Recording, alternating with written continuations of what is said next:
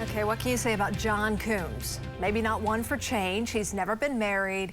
He still attends his childhood church, and he started working at OG&E when he was 20 years old. 50 years later, he is still there, having a great impact on the company and beyond. Our Mike Glover has his story in tonight's Something Good.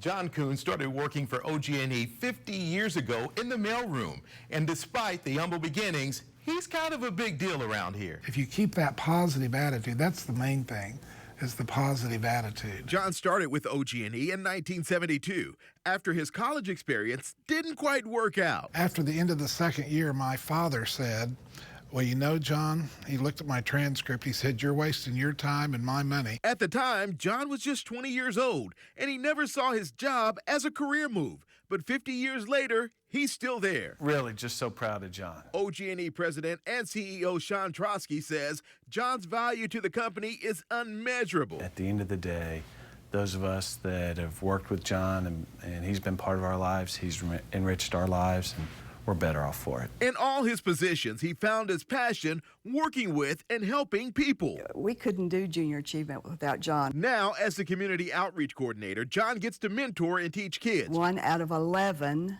recipients of their Gold Leadership Award in New York City, and he was chosen out of 237,000 Junior Achievement volunteers. John has always been, as like I said, a mentor. He's been a good example figure for me, and more importantly, he's been a friend. 50 years of going above and beyond in his job and in his service. That's the one thing about all these jobs I've had here. I felt like I've made a difference in a lot of lives. Now, Mr. John is thinking about retirement, but no one here sees him leaving. They expect him here in some capacity whenever that day comes.